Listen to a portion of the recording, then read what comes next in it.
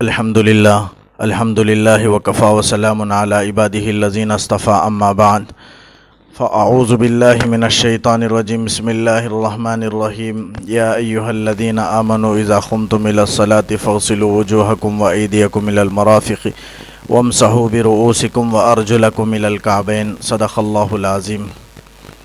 بزرگان محترم،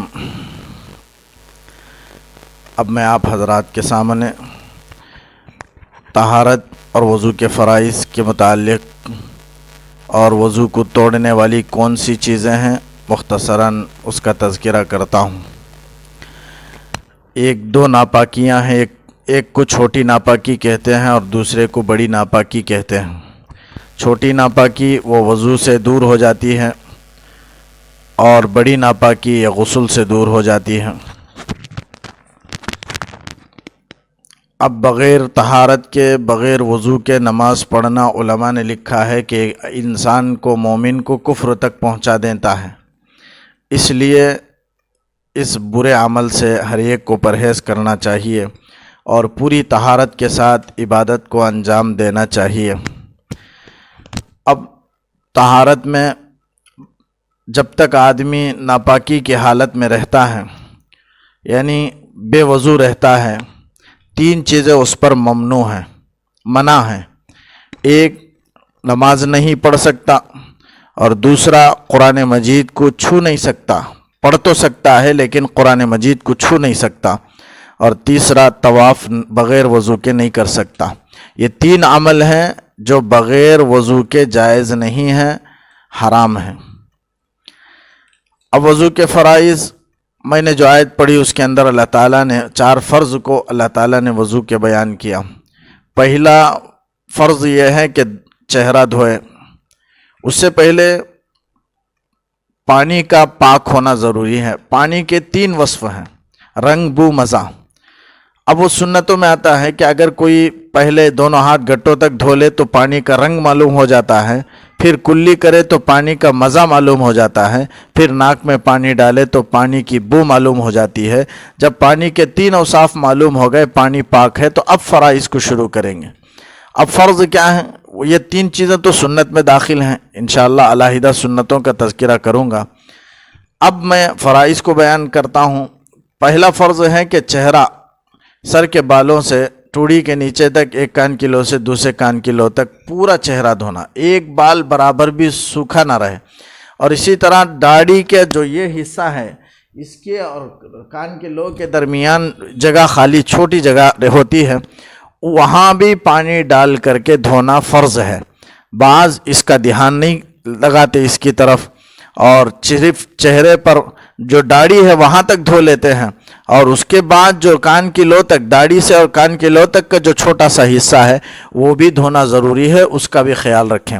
اور پھر دونوں ہاتھ کوہنیوں سمیت دھوئیں اور سر چوتھائی سر کا مسح کریں، اور یہ فرض ہے، ورنہ پورے سر کا مسح کرنا سنت ہے اور کرنا چاہیے، لیکن کم از کم چوتھائی سر کا تو مسح کرے، یہ فرض ہے۔ اور چوتھا فرض ہے دونوں پاؤں ٹخنوں کے ساتھ دھونا، ٹخنوں سمیت دھونا، یعنی ٹخنوں کو ملا کر کے ٹخنوں کے ساتھ دھونا۔ یہ 4 فرائض تھے وضو کے۔ فرض ایسا عمل ہوتا ہے جس کا کرنا بہت ضروری ہوتا ہے، اگر عمل کے اندر فرض اگر چھوٹ جائے تو پھر عمل صحیح نہیں ہوتا، اسے دوبارہ کرنا پڑتا ہے۔ لہذا یہ چاروں چیزیں فرض ہیں اور اس کے علاوہ چیزیں وضو میں سنتیں ہیں، لہذا اس کا خاص اہتمام اور اس کی خاص خیال رکھنا چاہیے۔ اور وضو کو مکمل کرے، ہاتھوں میں انگلیوں کا بھی خلال کرے تاکہ انگلیوں کے درمیان جو جگہ ہے وہ سوکھا نہ رہ جائے، اس لیے کہ فرض میں یہ ہے کہ پورا عضو دھوئے، ایک بال برابر بھی سوکھا نہ رہے۔ اب اس کے لیے وضو کی سنتیں ہیں کہ انگلیوں کا خلال کرے تو پھر فرض مکمل طور پر ادا ہوگا، یہ سب سنتوں میں داخل ہے۔ اس لیے کہ حدیث میں آتا ہے خللوا اصابعکم، اپنے انگلیوں کا خلال کرو، اور اللہ کے رسول نے فرمایا کیلا تخللها النار یوم القیامہ، تاکہ قیامت کے دن آگ کے ذریعے سے تمہاری انگلیوں کا خلال نہ کیا جائے۔ تو سخت وعید معلوم ہوتی ہے، لہذا انگلیوں کا بھی وضو میں خلال کرنا چاہیے۔ یہ تو سنت میں داخل ہے، لیکن وہی 4 چیزیں جو میں نے بیان کی وہ وضو کے فرائض ہیں۔ چہرہ دھونا، ہاتھ دھونا، مسح کرنا اور پیر کا دھونا، یہ وضو کے فرائض ہیں۔ اب وضو بعض چیزوں سے ٹوٹ جاتا ہے جنہیں نواقض وضو کہتے ہیں، ان میں سے پیشاب پاخانہ ہے، اس سے وضو ٹوٹ جاتا ہے۔ اسی طرح اگر کوئی ہوا خارج کر دے تو اس کی وجہ سے بھی وضو ٹوٹ جاتا ہے، یا بدن کے کسی حصے سے خون یا پیپ نکل کر کے بہہ جائے تو اس سے بھی، یعنی ایک پھوڑے کے سرے سے نکل کر کے خون بہہ گیا دوسری جگہ کی طرف، وہاں سے پھوڑے کے مقام سے ہٹ گیا تو اب وضو ٹوٹ جائے گا، وضو کرنا پڑے گا۔ اسی طرح منہ بھر کر خے کرنا، یہ بھی وضو کو توڑنے والا عمل ہے۔ اگر کوئی وضو کے ساتھ لیٹ کر کے سو گیا یا کسی دیوار سے یا کسی چیز سے سہارا لے کر کے سو گیا تو اس سے بھی وضو ٹوٹ جائے گا۔ خوب نیند لگ گئی تو وضو ٹوٹ جائے گا۔ اسی طرح بیماری کی وجہ سے، کسی وجہ سے بے ہوش ہو جائے تو بے ہوش ہو جانے سے بھی وضو ٹوٹ جاتا ہے۔ اور اسی طرح پاگل ہو جائے، مجنون جسے پاگل کہتے ہیں، مجنون ہو جانا، پاگل ہو جانا، اس کی وجہ سے بھی وضو ٹوٹ جاتا ہے۔ اور نماز میں، رکوع سجدے والی نماز میں قہقہا لگا کر کے ہنسنا، اس سے وضو بھی ٹوٹ جاتا ہے، نماز بھی ٹوٹ جاتی ہے۔ لیکن اگر نماز کے باہر اگر کوئی قہقہا لگا کر کے زور سے ہنسے تو اس سے وضو نہیں ٹوٹتا۔ نماز میں قہقہا لگانے سے وضو ٹوٹتا ہے، اور وہ بھی رکوع سجدے والی نماز۔ اگر نماز جنازہ میں اگر کوئی قہقہا لگا کر کے ہنسے یا سجدہ تلاوت میں کوئی قہقہا لگا کر کے ہنسے تو اس سے صرف نماز ٹوٹ جائے گی لیکن وضو نہیں ٹوٹے گا۔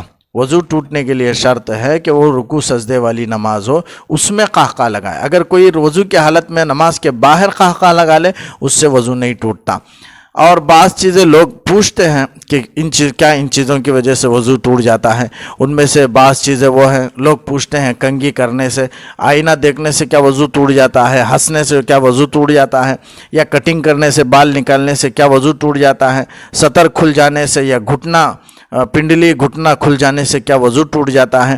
ان سب چیزوں سے وضو نہیں ٹوٹتا، اس لیے کہ یہ 8 چیزیں جو میں نے ذکر کی نواقض وضو، ان میں ان کا تذکرہ نہیں ہے، اس لیے وضو نہیں ٹوٹے گا۔